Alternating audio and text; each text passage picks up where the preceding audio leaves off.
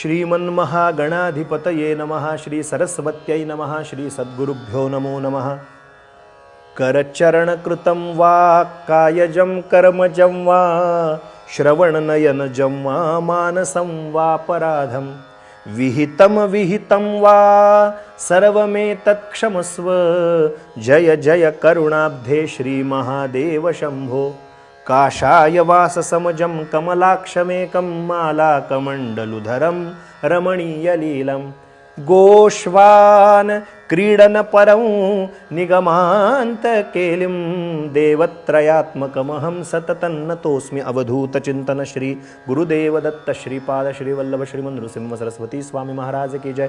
श्रीमद् वासुदेवानंद सरस्वती स्वामी महाराज की जय। श्री गुरुदेव दत्त दत्त दत्त। मंडळी नमस्कार।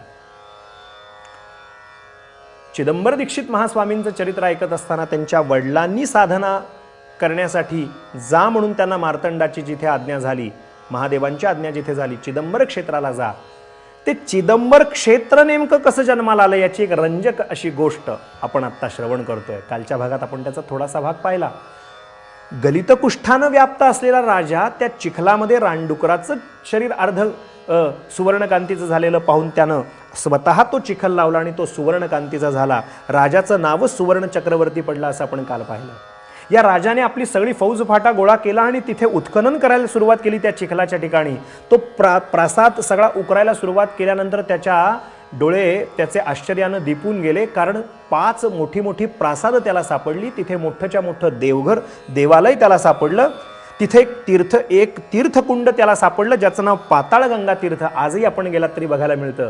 हे या राजाच्या संशोधनात त्या राजाला सापडलं आणि हे सगळं करत असताना सगळं सापडलं, पण ज्या देवालयाची त्याला शोध झाला त्या देवालयाच्या आत गर्भगृहात मूर्ती कोणाची म्हणून शोध घ्यायला लागला, पण मूर्तीच दिसेना। मूर्ती का दिसली नाही याचं कारण असं होतं की आकाशलिंग म्हणजे ज्याला आकार काही नाही, आकाशलिंग म्हणूनच भगवान महादेवांचं ते स्वरूप होतं। आता राजाच्या मनात विचार असा आला की इतकं सगळं आता आपल्याला उत्खननामध्ये सापडलेलंच आहे, तर ही मंदिर जे या मंदिरामध्ये काही गर्भगृह आहे पण म्हणजे गाभारा आहे, पण गर्भगृहामध्ये मूर्ती नाही। मग लोकांच्या मनातला सद्भाव वाढावा, लोकांची भक्तीची वृद्धी व्हावी यास्तव आपण एखादी मूर्ती स्थापना, शिवांची मूर्ती स्थापना आपण करावी असा विचार त्या सुवर्ण चक्रवर्ती राजाच्या मनात आला। राजा झोपला होता जंगलामध्ये, आता रामेश्वरला निघाला होता, वाटेतच हा चमत्कार घडला। त्यानं मनात विचार करून हा प्रस्ताव त्याच्या डोक्यामध्ये विचार त्याच्या डोक्यात येत असताना थोडं विश्रांतीसाठी म्हणून थांबला। तेवढ्यात त्याला दृष्टांत झाला आणि त्याला भगवान महादेवांनी आज्ञा केली।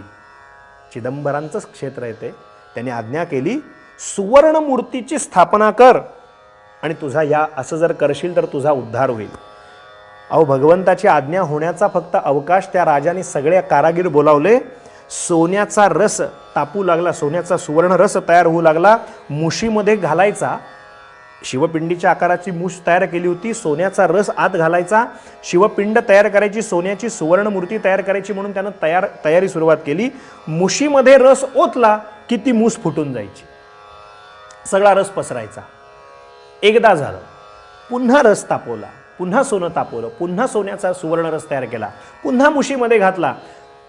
ती प्रक्रिया सुरू झाली की ती मूस फाटायची आणि ते सगळा रस बाजूला सांडून जायचा। एकदा, दोनदा, तीनदा, 5दा, 10दा, शेकडो वेळा त्या राजानं वेड्याप्रमाणे अक्षरशः वेळ लागल्याप्रमाणे प्रयत्न करून पाहिला, परंतु काही केल्या त्या मुशीमध्ये काही रस ग्रहण व्हायचा नाही आणि त्याची काही पिंड बनायची नाही। राजा मनामध्ये अतिशय खिन्न झाला। भगवंता तुम्हीच आज्ञा केलीत ना, या सुवर्णाची मूर्ती म्हणजे सुवर्णाची शिवलिंग तयार करा, सुवर्ण मूर्तीमध्ये शिवस्वरूप तयार करा। मग जर तुमची इच्छा नसेल तर मी आता प्रयत्न करून थकलो, आता हा शेवटचा प्रयत्न करतो, आता जो करतोय हा शेवटचा प्रयत्न करतो। मी अतिशय निष्ठेनं तुमचा शब्द पाळून ही प्रक्रिया करतो, परंतु इथं मला काही त्या पद्धतीनं तुमचं होताना दिसत नाही। तुमची इच्छा जर नसेल तर मानवी प्रयत्नाला मर्यादाच आहेत।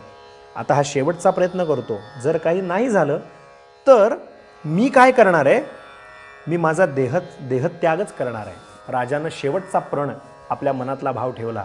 काय घडलं सांगू?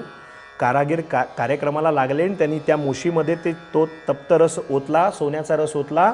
ते एकीकडे कामाला लागले. राजा थोडी विश्रांती घेत होता, जरासा डोळा लागला. तेवढ्यात भगवान महादेवांचं सांगणं झालं की एक बटू तुझ्या दारात येईल, तो बटू जे सांगेल तसंच्या तसं कर, तुझी बुद्धी वापरू नको.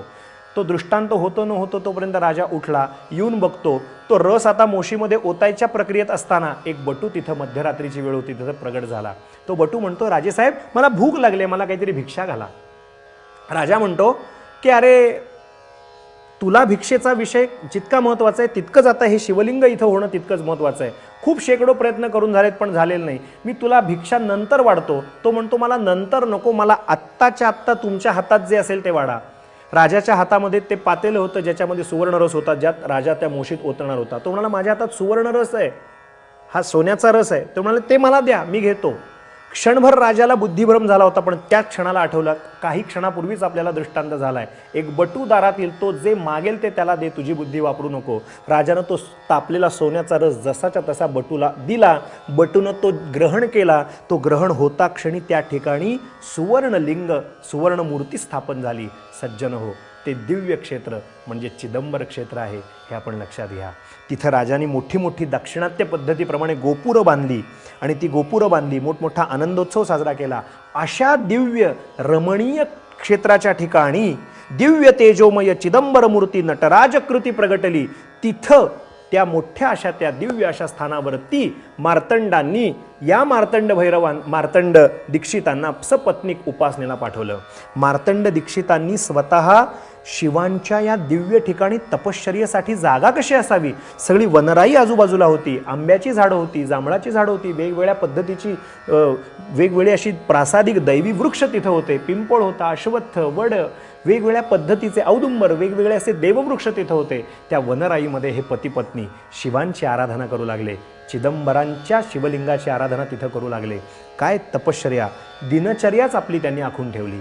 त्या आखलेल्या दिनचर्येप्रमाणे कडक तपश्चर्येला सुरुवात केली. या तपश्चर्येला फळ आलं का? नेमके शिवस्वरूप प्रगट झालं का? आणि शिवचिदंबर यांच्या पोटी कसे जन्माला आले? उद्याच्या चरित्राख्यानात मी आपल्याला सांगतो. आज वाणीला इथेच विराम देऊ. दत्तात्रेयांच्या पवित्र नामाचं स्मरण करून इथेच थांबू. अवधूत चिंतन श्री गुरुदेव दत्त दत्त दत्त.